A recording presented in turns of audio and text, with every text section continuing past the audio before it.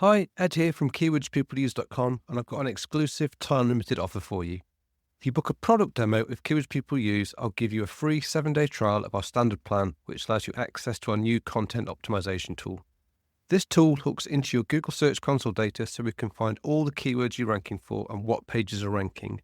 We then crawl your site content and use advanced machine learning techniques like embeddings and cosine similarity to find you content optimization opportunities that will quickly boost your impressions and clicks from Google. This new feature in Keywords People Use is already showing results for people using it. Don't miss out on the opportunity of a 7-day free trial. Just go to keywordspeopleuse.com/demo to book your slot. That's keywordspeopleuse.com/demo. You'll find the link in the show notes of this episode.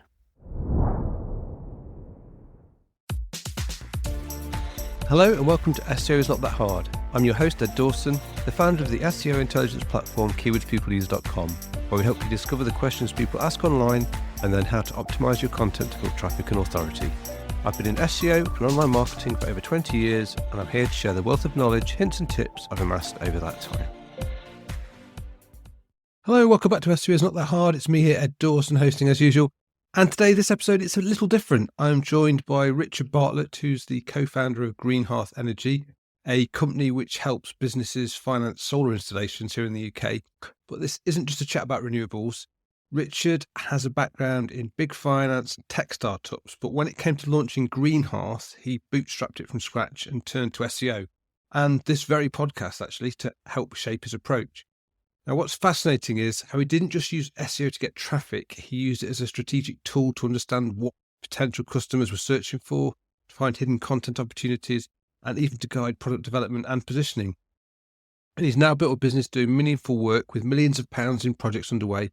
And a lot of that journey started with listening to this show and using keywords people use. So this is a great example of SEO thinking being applied far beyond just ranking pages. So whether you're building your own site, running an agency, or thinking about starting something new, then I hope you'll find this one inspiring. Let's get into it. Right, so hi Richard, thanks for agreeing to come on.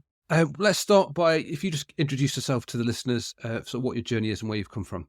Hi Ed. Well, look, it's great to be on. It's that weird thing. I feel I know you so well. I've listened to about 127 of the podcast, which is quite ridiculous. So you have this like dynamic where this is the first time we're really speaking, but I've listened to so much of your chat, so it's great to be here. But look, so I'm here because we set up a company called Greenhearth about a year ago, and we've been bootstrapping it. So it's really just been my work. I don't have much background in SEO, but I sort of came to, I need a website. I need to think about how we're going to build it. And I came across the podcast and I've been listening to it, and it's informed the way that we've built the website. Although I have to say at this stage, like the website is not very good. So, no one should take the website as any kind of like validation of the quality of your advice. It's all down to the kind of my lack of time and ability. But I thought it would be great to sort of, speak a little bit about, what I've taken from the podcast, both in terms of designing the website, but also, and something I completely didn't expect, we've really kind of used your thinking and your approach to think about how we've developed the business, and we've used it for market research, we've refined what we've done and our strategy with our customers by sort of thinking about what we're learning from the information that your software has been throwing out to us. That's fascinating. Well, first of all, thanks for listening to so many episodes.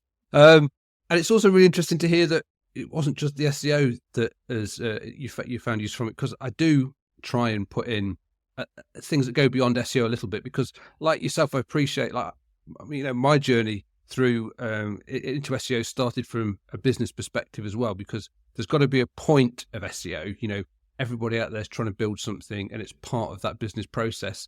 And as part of building a business, you kind of see where the overlaps are between SEO, customers, market research, conversion rate optimization, all those kind of things that become more strategic as well as just the day-to-day things that you do. Now, we first spoke, about a year ago or so, when you, as people know, on the either side of this podcast, I invite people to have a call. Contact me to have a call. We can talk about how the tools that we do can help, and also it's like there's no commitment with that. It's just like, I do these for free for people, and I think you were in the very early stages at that point. And I think I think you had your first customer at that point, which you admitted at the time was a bit of a cheat because it was someone that you knew previously, or a friend or a colleague or something. So obviously, between now and then, I know things have grown, because when we first spoke, you were just using the tool on the free side, and then because you were bootstrapping, and obviously you've grown, because I now know that you've obviously subscribed to our standard plan, so I can see that's coming. So obviously the business is growing. So it'd be really interesting to hear how you've found that journey of growth over the past year or so, and how SEO's played into that. Yeah, no, that makes so much sense. So, I mean, just to kind of give you a little bit of background. So my background, I spent most of my career working in finance, working in big companies, big banks, sort of, small cog in a massive, in a massive machine.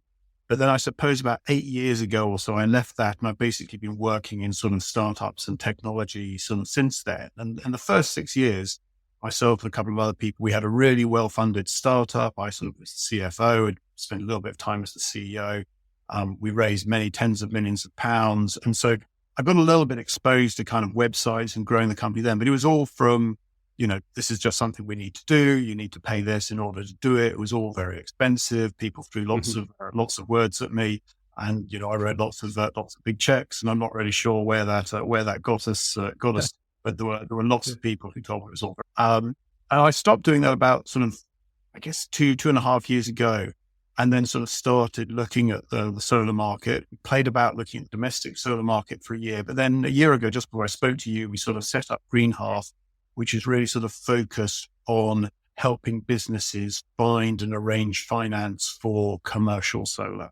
Mm-hmm. And that was really the beginning of the business. And this time, rather than sort of doing it with a bunch of people, going out there and raising lots of money, I thought, the interesting thing to do would be to try and bootstrap it, build it up ourselves. I think in the first year, apart from my time, we spent about sort of £15,000 on the business. So it's been really, just software licenses. Compared to 10 million. Is keyword people. Yes. Yeah, brilliant.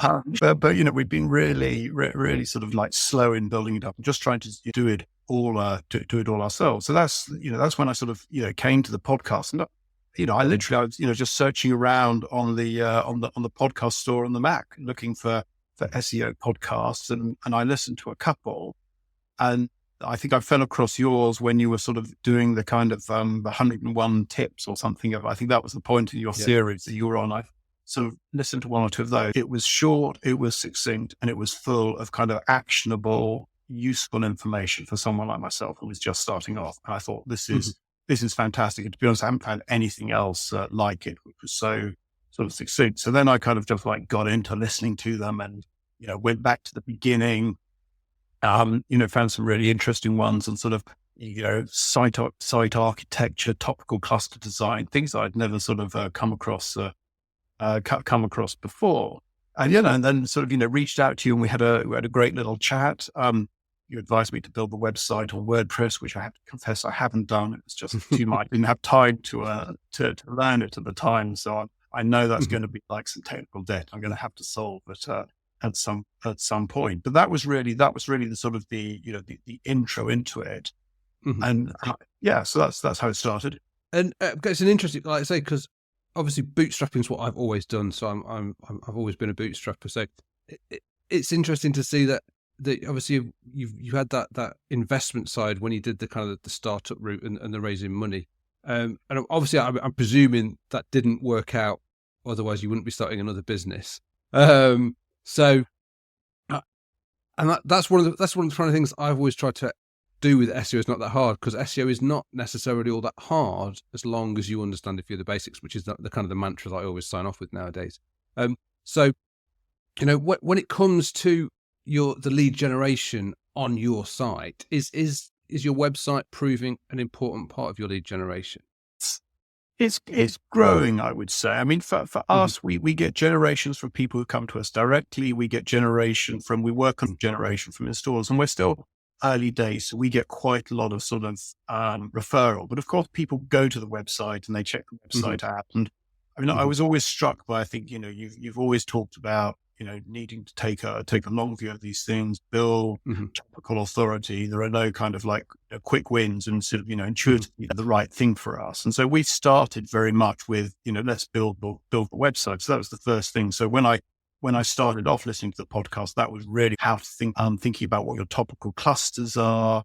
That was really where I started. So I'm starting looking at the keywords and I'm looking at how you're clustering it together. I'm thinking, okay, this is how I'm going to kind of build the site. I'm going to build, some guides. These are the kind of guides that I want to, that I want to build. And what was really interesting about the topical clustering, because we're financing commercial solar. So I'm, typing in financing commercial solar and I think commercial solar, how do you finance it? But what also kind of comes out of it is, people are asking about accounting and people are asking about grants. So not things I would have necessarily thought of, but actually these are kind of the biggest clusters because sort of that's where there's no information. So that's where we sort of ended up drilling into.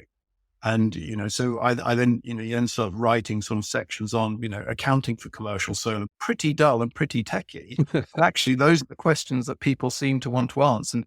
And, the point that you make, if you shoot for the kind of the obvious sort of keywords, not that any of these are kind of high volume keywords, but if you shoot for the obvious, it's really hard to go. But you start writing about accounting and grants and, we see so much of our traffic coming in there. Because we're the only people who are kind of writing around that because it's, around that, where it's properly usable. And so I suppose that was a sort of the first phase of using the tool when I was just, using the credits, drilling in, maybe using the, the AI assistant to give me some FAQs and just sort of help build out the templates and the content brief. But with that sort of insight on the kind of accounting and grants, we then sort of started thinking about, well, actually, as we position the business, maybe we need to kind of lean into that because that's where there seems to be where the shortage of information is. And so we started sort of, tweaking our content and our optimization and how we sort of present the business. And we ended up sort of moving a little bit away from delivering the analysis to help companies decide whether or not solar is a good investment, to help them decide, I've got a roof and I use this much power. How big a system do I need? Should it be kind of 50 kilowatts or 100 kilowatts or 150 kilowatts? And I think your episode 77, engineering as marketing, that was a kind of a key one for me where you just talk about, okay, well, let's build the tools to get people interested. And so we thought, okay, well, let's do that. And so we actually then sort of went on a kind of a 2-month segue where we actually built out some software to help with solar optimization, to help with the analytics of solar. Now, we haven't actually got those onto the website, if you like, so we're not sort of there in an SEO sense, but actually that software has become key to the way we present the company and the way that we talk to installers, the way that we talk to customers. So, that sort of thinking and approach came out of the insights that we were getting from SEO, the insights that we were getting from the customer base using the tool.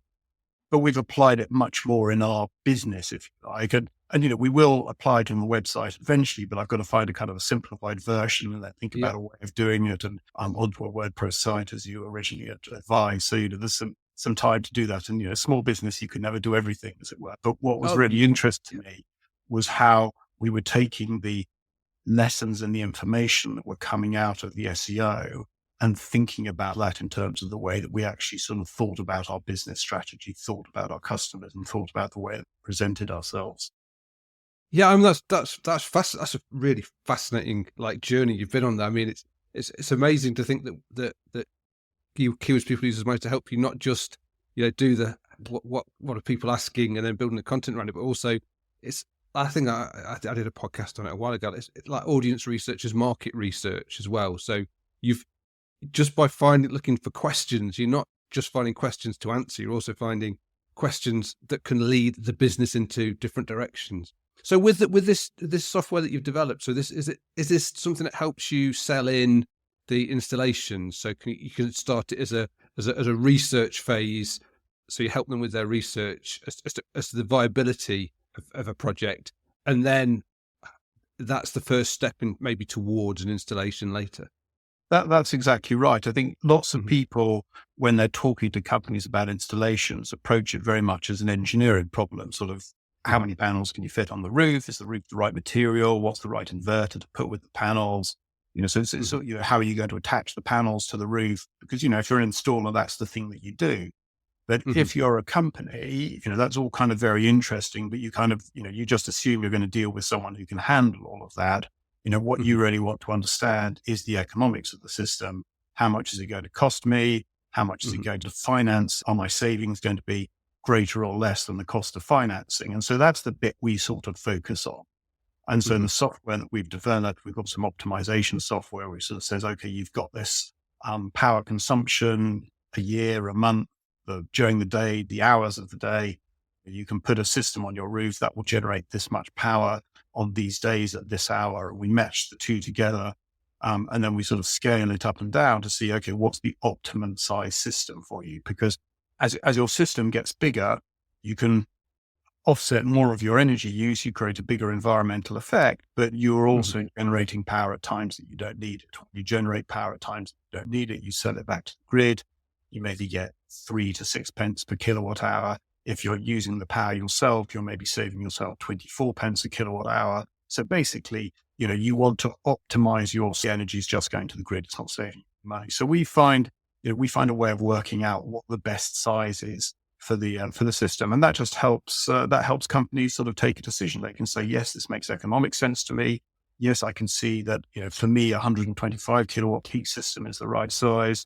And then I can go on and worry about the engineering and the installation thing. So that's, so it's a useful piece of software, but it fits right into that sort of engineering as marketing type of theme that you articulated. Now, we don't have it on the website yet, but it's central to the way that we sell ourselves. Yeah, no, that's awesome. I can see how when you can work out the right way to pitch it for people and the right way to get that as a lead generator. That's the kind of, that's the engineering as marketing principle. You can create some fantastic content out of it, but can also be a fantastic lead generator. And that's like, what we do at Broadman.co.uk, what we've done at other sites, what we do at Keywords People Use, the fact, that people can try it before they buy it and see that's the same engineering as marketing principle. On an aside, and this is nothing to do with SEO, but I'm very interested in renewable technology and stuff. I've got a heat pump at home here, and we've got solar for doing our hot water. We're in a conservation area, which is an issue for us getting solar panels yet.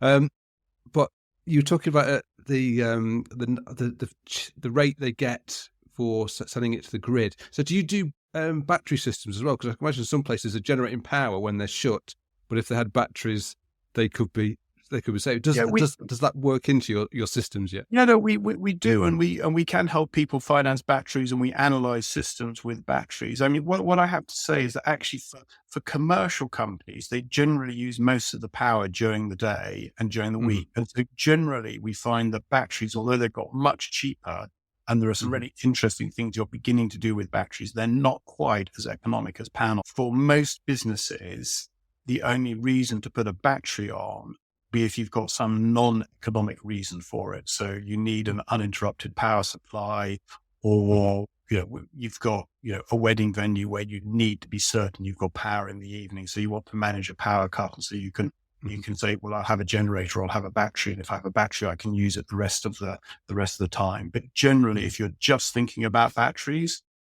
it's diluted to the economics compared with the pure panels. But that will change. I think it'll change probably in 12 to 18 months, given the way sort of the prices of batteries are coming down.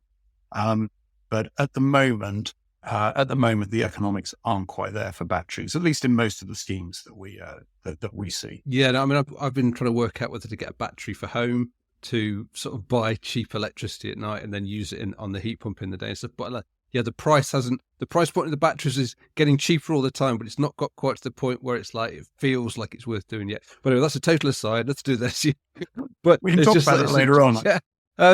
Now I want to go back to SEO now. Obviously, your business sounds very clearly like one where volume of people coming isn't anywhere near as important as the kind of the quality of people that you get on. Because I talk a lot about, in many podcasts, where I say don't concentrate on volume, because volumes just is a vanity metric for most people, unless you're selling display advertising, when volume is everything, and that's a completely different discussion to have, but for most people, with most businesses, with most sites, you just want the only customers you really care about, the only visitors you really care about are the ones that will turn into customers. It's nice to have more, obviously, but it's obviously about finding those core terms that will actually convert people. So how are you finding that sort of volume versus conversion metric? Yeah, no, that's exactly right. I mean, we must be a kind of a classic sort of, we're a niche subject to the niche in a niche area. So it's always small volume. And actually, I mean, when I was first listening to the podcast, and I think if I recall, it's something we actually spoke about when we sort of had that first conversation a year ago, was just, because you always think that volume is important. When you come to this fresh, volume is always up there in your mind, and trying to sort of like move away from volume to quality. I think it's been a big part of the journey for the last year. I mean, just to put that in context, the UK has got about 250,000 hectares of south-facing commercial roofs, and if they were all covered in solar panels, well, in fact, about half of them were covered in solar panels, that would be enough to kind of power about 50% of the UK's energy requirement. So it's a huge resource there, and there's a huge opportunity there, which is why we're trying to build the business, because with the right financing, companies can get sort of a 10 to 20% reduction in their path to the cost of financing, but it's still pretty niche. So I had a look at the figures that the Department of Energy and Net Zero sort of published this morning, actually, in preparation for this call. And there's about kind of 40,000 commercial solar installations in the last year.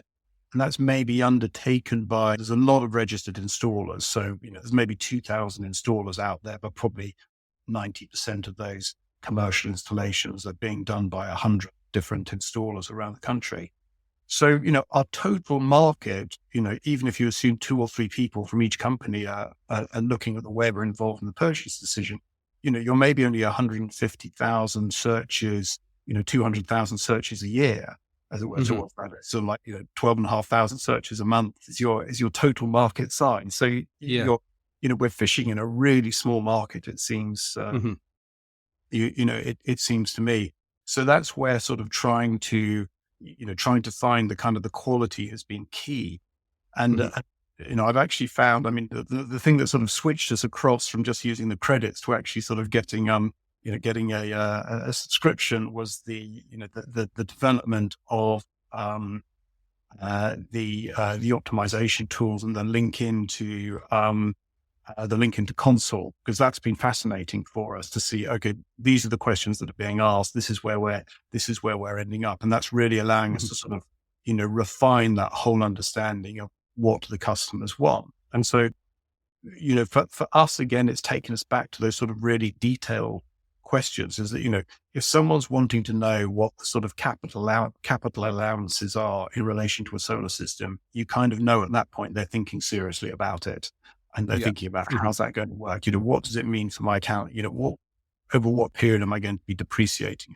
Technical accounting stuff, or, can I use it against my annual investment allowance? Asking those questions, they're clearly seriously thinking about it. And those are the kind of customers we want to capture. And so, using that optimization tool to sort of pick up those kind of queries, and then think about how we, build out content to, capture those very small numbers of queries, but then to sort of position ourselves as being authoritative in that area.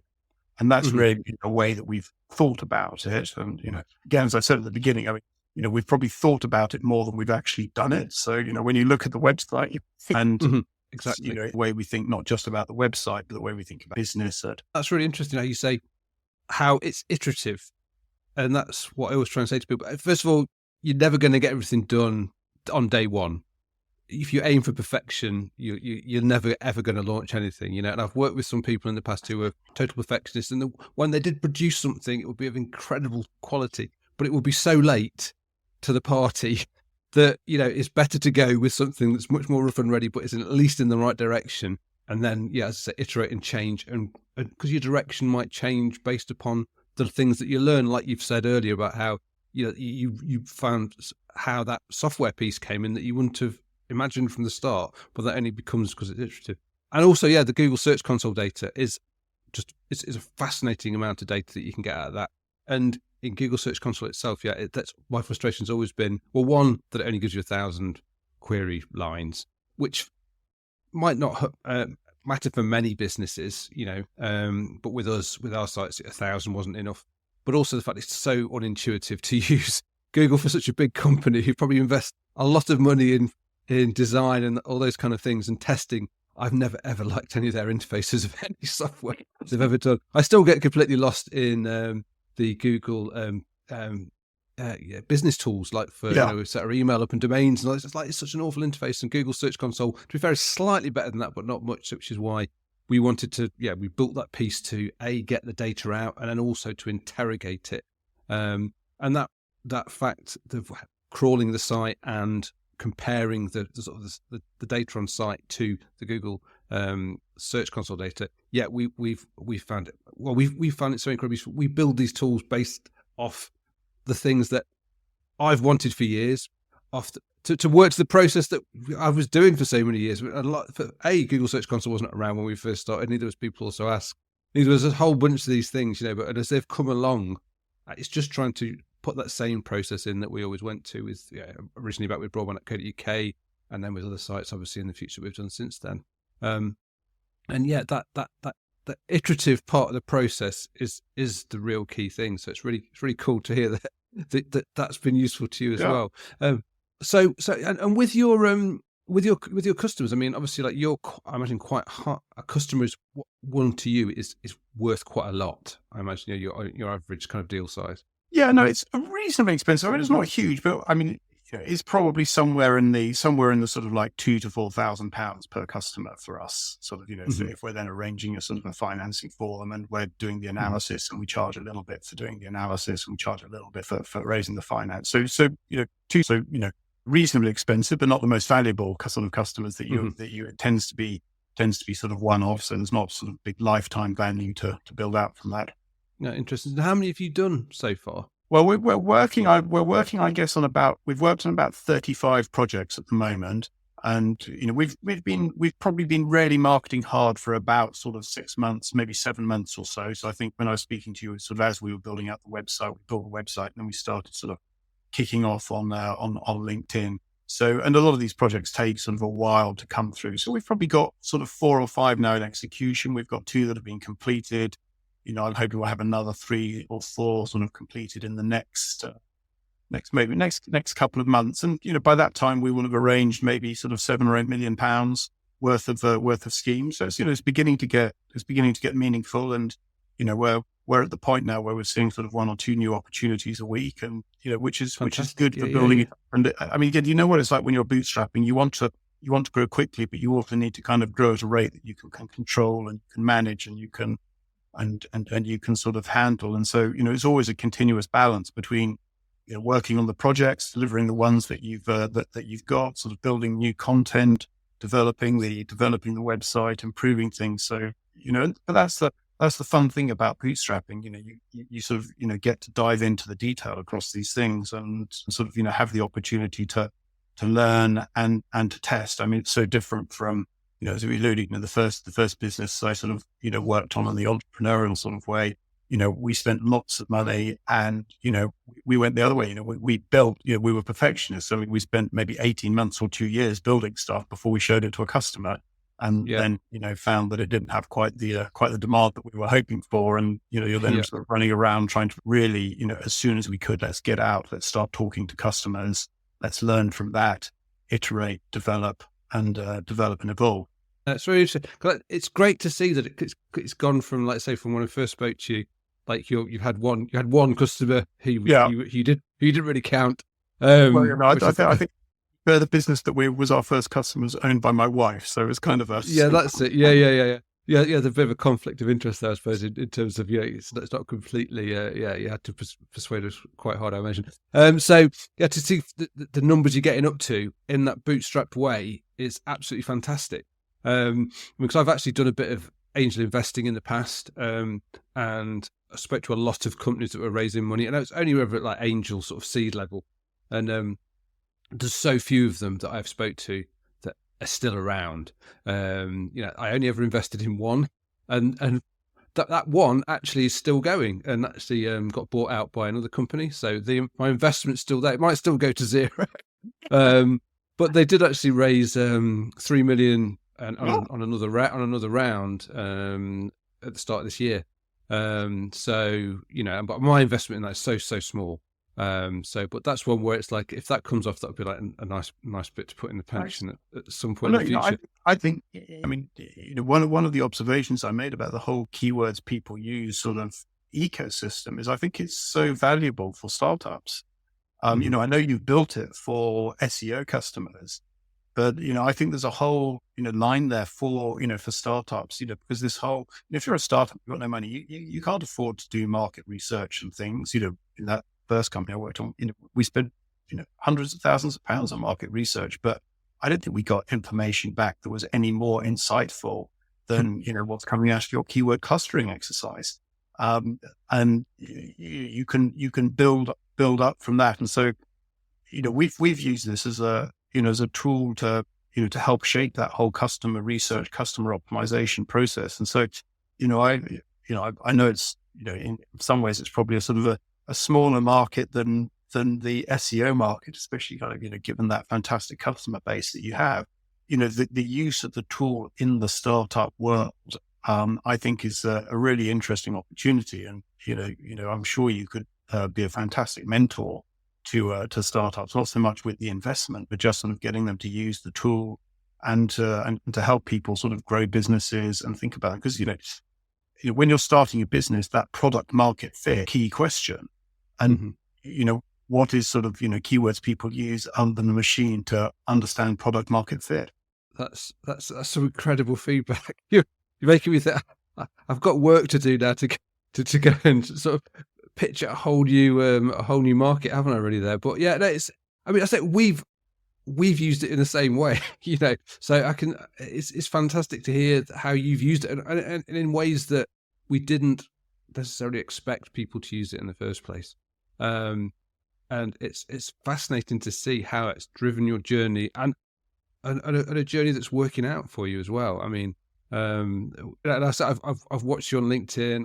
I've seen you out there speaking to people. I've seen it growing, and yeah, it's just fantastic. And also, I totally buy into the whole solar thing, and the renewables, because I know some people don't like net zero, and I have arguments with people in the pub about the economics of it. I've read there was I did actually convince one of my neighbours who said we should all be running hydrogen boilers, and I sat down with him, and he's actually a really clever engineer guy, and I said, look, if we do it all as hydrogen, we've got to use electricity to convert it to hydrogen. There's an energy loss there, so you're down to 80% efficiency. Then you've got to pipe it. There's an inefficiency there, and then you've got to burn it in a boiler, and you won't get past 100%. You get this Yeah. efficiency loss there in burning it. So I said, right, or we can use that same electricity down a wire. Okay, you get a little bit of loss on the national grid, but it's nothing like the same as sending a liquid or a gas down, and then you get 300% efficiency on your heat pump. Yeah. You cannot beat that. You cannot beat physics. And he was like, actually, you can't. If you understand some of those physics, so I'm totally Yeah. into the whole thing. No, I'm sure, the way you really get business to, the way you really get business to work, you generate the environment where it's an economic investment to make. It's really hard as a business. Most businesses, there's never like, huge sums of money flying around. They don't have like one around to sort of spend on solar. And if they've got that kind of money, they need to invest it in their business or, Mhm. grow their working capital and make a net saving from your savings is key. And when you can do that, then you can really unlock the opportunity. And the great thing with businesses, if you're putting the solar panels on roofs, you're not having to pay putting in ground mounts, you're not covering farmland, and you're generating the power where you're using the power. And that's taking pressure off the grid.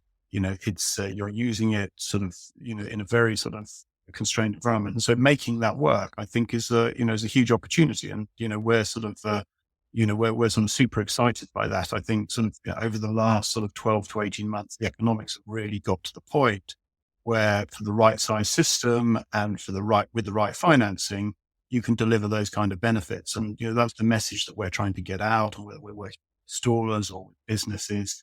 And that's that's what we're doing. And we're really excited about it. But like all these things, you've got to kind of communicate it. And, Exactly. Yeah. Well, I mean, and it's, active web. yeah, website SEO, getting on podcasts, speaking everywhere, just letting people know. I'm just annoyed that I haven't got a commercial roof space that I can be getting on with this, because if you have got commercial roof space that is facing even slightly in the right direction, I imagine, why are you not putting solar panels on there, financing it, and saving money? And when the finance is paid off, you've still got all the kit. It's still got a lifespan in it. I just can't see why people do it. So if you are listening and you are in that situation, or you know someone in that situation, then get in touch with Richard. And Richard, I think, just how do people get in touch with you if they are interested in exploring this? I mean, they can go to our website, as long as they remember it's our website. It's not nearly as good as it should be. Richard at greenhearth.energy. But all our contact details are on the website. But please reach out. I mean, we'll do the engineering, the optimization study and stuff. We'll do that all for free for you to have a look at. And then if you want to sort of go forward and take it forward, help through that process. But that initial study and analysis is all complimentary. Again, something we've taken out of your yeah, no obligation. Yeah, no obligation. Yeah, that was brilliant. Well, thanks for coming on. It's been brilliant to hear your journey, hear about your business, and obviously quite good for me that you've enjoyed using keywords people use and find it useful. So thanks very much for coming on. Fantastic. Thanks for inviting me. Anytime. That was such a fantastic chat. Big thanks again to Richard for coming on and sharing his journey so openly with us. I think what really stood out for me was how he used SEO not just as a way to get traffic, but as a way to think about customers, about market positioning, and even about what kind of product to build. And it's a reminder really that when you pay attention to what people are actually searching for, it doesn't just help you rank, it helps you build something people genuinely want. And if you're listening to this and you've been on the fence about diving into SEO or using tools like keywords people use, then hopefully this gives you a bit of inspiration to get started or to go deeper. And if you know someone with a business that could make better use of their commercial roof space, definitely send them Richard's way. Richard also very kindly created a PDF of his favourite episodes that he's listened to, of all the episodes he's listened to of this podcast. And he's put them into different groups, so the ones that helped him with building the website, the ones that helped him with business strategy, the ones that helped him with optimization, and the ones that he found that were just for fun, the ones that he found the most interesting.